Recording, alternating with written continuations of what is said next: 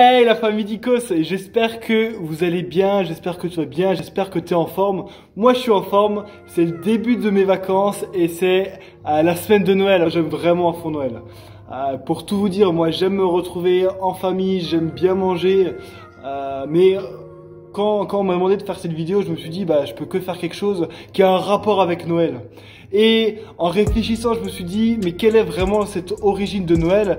Et je me suis dit, généralement, on parle toujours de naissance. Quand on parle de Noël, on pense à Jésus dans une mangeoire avec un bœuf, un âne et les parents de Jésus et les rois mages, etc. Et je me dis, mais est-ce que c'est vraiment ça? Est-ce que c'est vraiment ce qu'on fait? On est vraiment en train de fêter la naissance de Jésus? Et en réfléchissant, et alors que je lisais ma Bible, je me disais, non, c'est vraiment pas ça. Je t'invite à lire simplement 2 Corinthiens 8, verset 9. 2 Corinthiens 8, verset 9. En effet, vous connaissez la grâce de notre Seigneur Jésus-Christ. Pour vous, il s'est fait pauvre alors qu'il était riche, afin que par sa pauvreté, vous soyez enrichis. En fait, on ne fête pas vraiment la naissance de Jésus. On fête son premier sacrifice qu'il a fait. Il a sacrifié sa place à côté de Dieu pour venir vers nous. Il était environné d'anges. Il voyait des choses excellentes, magnifiques. Et lui, qu'est-ce qu'il s'est dit? J'aime tellement les humains que je vais venir sur la terre en forme d'humain. Donc forcément, il devait prendre cette forme de bébé pour ensuite grandir, pour vivre ce qu'il a vécu nous. Parce que sinon, son sacrifice n'aurait pas marché à la croix. Noël pour moi on fête pas la naissance de Jésus. Alors forcément on fête la naissance de Jésus, mais parce qu'il y a quelque chose de bien plus grand derrière. Il a fait son premier sacrifice, il a quitté son trône de gloire. Je sais pas si on imagine vraiment le sacrifice qu'il a fait. Et alors que je réfléchissais, je me suis dit, et si on lisait un passage de ce qui représente ce qu'il a quitté? Et je t'invite à lire avec moi Apocalypse chapitre 4. Apocalypse chapitre 4. Au verset 1, cela commence. Après cela, je regardais et voici une porte était ouverte dans le ciel. La première voix que j'avais entendue me parler avec la force d'une trompette dit alors, monte ici et je te ferai voir ce qui doit arriver par la suite. Aussitôt je fus saisi par l'esprit.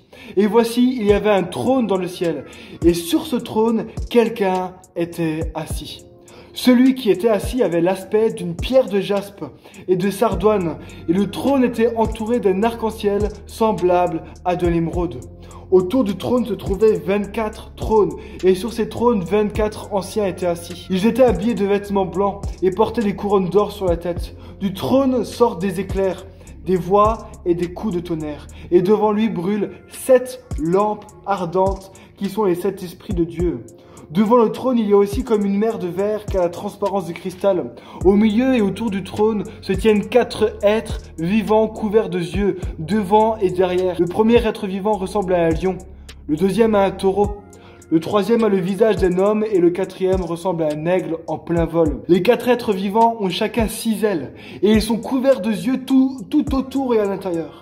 Il ne cesse de dire jour et nuit, Saint, Saint, Saint, est le Seigneur Dieu, le Tout-Puissant, celui qui était, qui est et qui vient. Chaque fois que les êtres vivants donnent gloire, honneur et reconnaissance à celui qui est assis sur le trône, à celui qui vit au siècle des siècles, les 24 anciens se prosternent devant celui qui est assis sur le trône, adorent celui qui vit au siècle des siècles et déposent leur couronne devant le trône en disant « Tu es digne, notre Seigneur et notre Dieu, toi le Saint de recevoir la gloire, l'honneur et la puissance, car tu as créé toutes choses et c'est par ta volonté qu'elles ont été créées et qu'elles existent. » Voici ce que Jésus a quitté. Je pense que tout ce qu'il pouvait voir, tout l'environnement qu'il y avait autour de lui devait être extraordinaire, fabuleux. Les gens qui étaient là l'adorent en continu, disent qu'il est saint, etc. Et lui, il a sacrifié tout ça. Il a sacrifié sa place pour venir. Et pour moi, Noël est vraiment ça. Noël, Jésus s'est donné pour la première fois. Il s'est donné à nous pour la première fois. Voici ce que Noël devrait représenter pour nous. C'est sacrifier, ce premier sacrifice que Jésus a fait pour nous. Mais qu'est-ce que cela devrait du coup impliquer pour nous? Pour moi, on devrait sortir également de notre zone de confort comme Jésus a fait. On devrait sortir de notre zone de confort. On devrait nous donner les uns aux autres. On devrait vraiment prendre du temps, exercer l'hospitalité. On devrait envoyer des messages. Noël n'est pas une fête joyeuse pour tout le monde. Beaucoup de gens se retrouvent seuls à ce moment-là. Ça me fait penser à 2 histoires. La première, c'est celle des grands-parents de ma femme. Grands-parents de Manon, depuis des années aujourd'hui, le 25 à midi, ils ne fêtent pas Noël en famille. 25 à midi, ils ont invité tous les pauvres de leur église, ils doivent être 6-7, des gens qui sont seuls qui n'ont pas beaucoup d'argent, ils les invitent et ils mangent tous ensemble. Ça me fait penser également à une histoire que moi-même j'ai vécue au terminal où il y a quelqu'un qui me disait qu'il n'avait pas de famille et qu'il serait seul pour Noël. J'ai simplement dû demander à mon père, est-ce qu'on peut l'inviter? Il a passé le 24, le 25 et le 26 à la maison, où on a pu fêter Noël ensemble. Voici ce qu'est Noël. On devrait s'inviter les uns des autres, on devrait exercer l'hospitalité, on devrait simplement penser aux autres. Mais tu me diras, mais Stéphane, mais moi je peux pas inviter, je suis encore chez mes parents, ou j'ai peut-être pas beaucoup d'argent, etc. Mais sincèrement, t'as pas besoin de faire tout ça.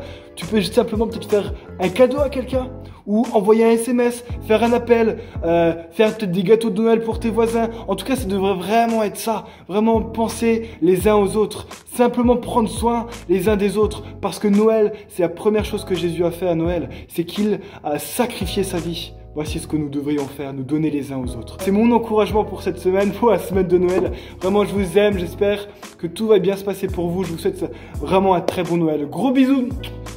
Ciao, ciao.